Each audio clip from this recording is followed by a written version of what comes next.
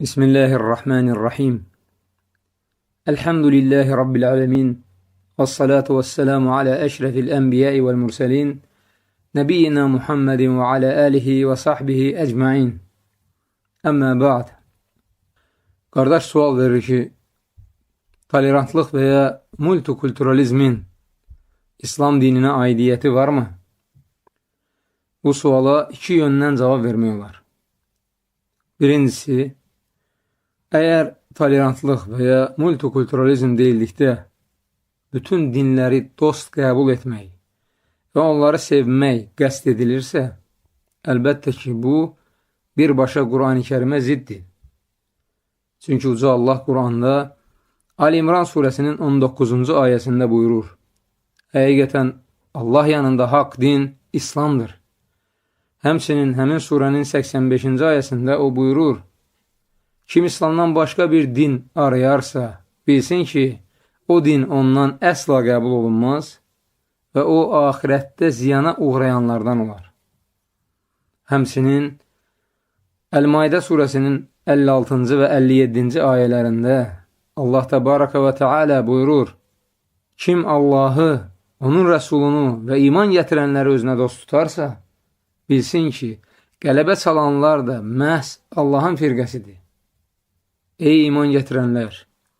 Sizdən əvvəl kitab verilənlərdən dininizi ələ salıb oyun oyuncaq hesab edənləri və kafirləri özünüzə dost tutmayın. Əgər möminsinizsə, Allahdan qorxun. Quranda bu mənada yüzlərlə belə ayələr vardır.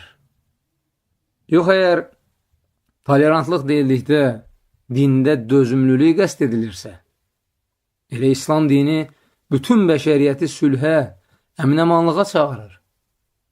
Yəni, əgər bütün səmavi dinlərin nümayəndələri bir yerdə yaşayırlarsa, hamılıqla birgə həmin diyarda əmin-amanlığı qorumalı, bir-birinin haqqını tapdalamamalı, əksinə, bir-birinin haqqını ödəməlidirlər.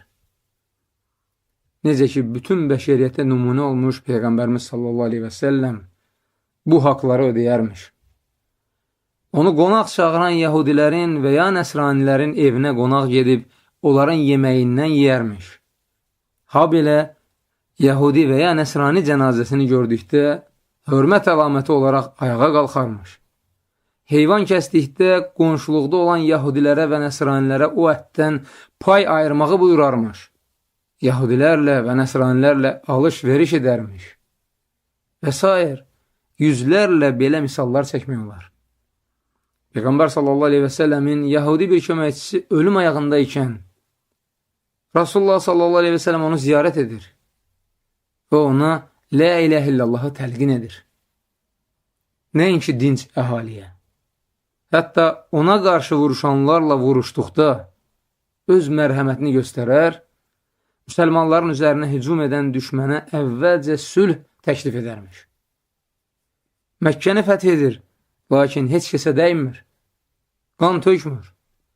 Mədinədə bir qəbilə ilə vuruşur, kişilərini, yəni üsyancıları qətlə yetirir, lakin qadınlara və uşaqlara dəymir. Demir ki, bu qadınları da öldürmək lazımdır. Öldürmək lazımdır ki, sonradan terrorçu doğmasınlar. Yaxud demir ki, bu oğlan uşaqlarını öldürün ki, böyüyüb terrorçu olmasınlar.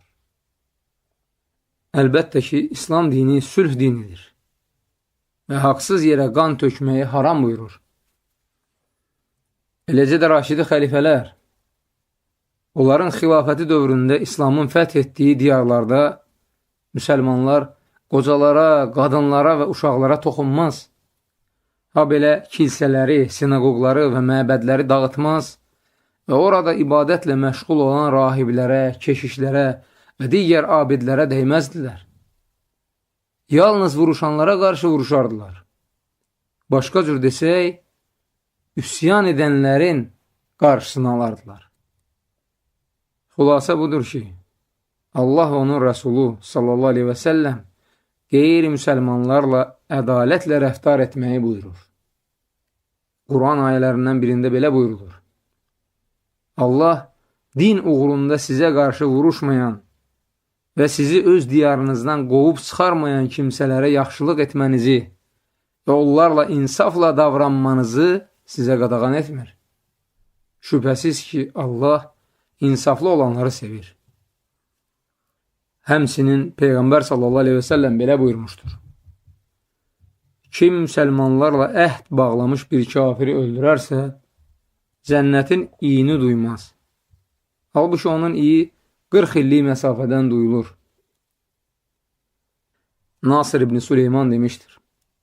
İnsanlar fitnəyə düşüb əllərini qana buladıqdan sonra bu vəziyyətdən çıxmaq demək olar ki, mümkün olmur. Odur ki, fitnədən çəkinmək gərəkdir.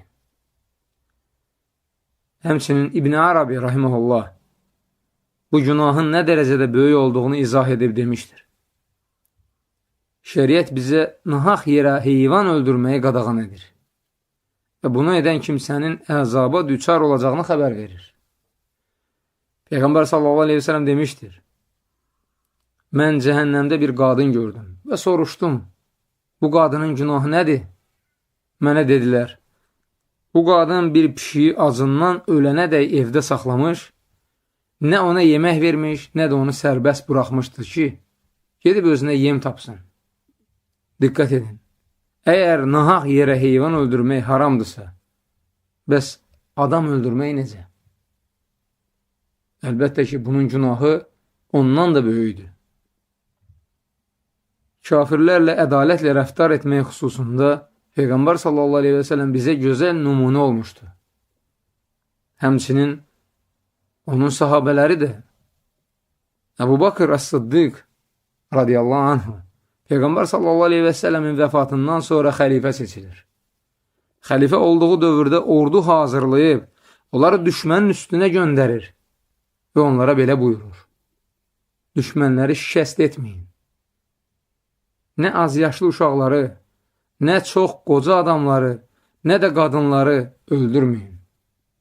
Xurma ağaclarını qırıb yandırmayın. Meyvə ağaclarını tələf etməyin. Yemək üçün lazım olandan başqa qoyun, inək və dəvələri kəsməyin. Siz məbədlərdə dini ayinlə məşğul olan adamların yanından keçəcəksiniz. Onları rahat buraxın və onların ibadətinə mane olmayın.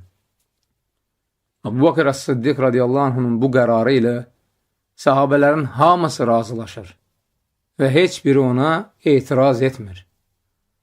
Bu da icma hesab olunur. Sahabələrin icması. Allahdan diləyimiz budur ki, bizə həm bu dünyada, həm də axirətdə gözəl nemətlər bəxş etsin və bizi cəhənnəm əzabından qorusun. Allahım, bu məmləkətə və digər müsəlman ölkələrinə əmin-amanlıq və arxayınlıq bəxş et. Ey aləmlərin Rəbbi! Allahım, ölkəmizdə bizə əmin-amanlıq bəxş et. Allahım, bizə haqqı haqq olaraq göstər və bizi haqq yola yönəlt. Ha belə bizə batili batil olaraq göstər və bizi ondan uzaq et. Subhanəkə Allahumma və bihamdik. Əşhədu ən la iləhə illə ənt. Əstəğfiruka və ətubu iləyik.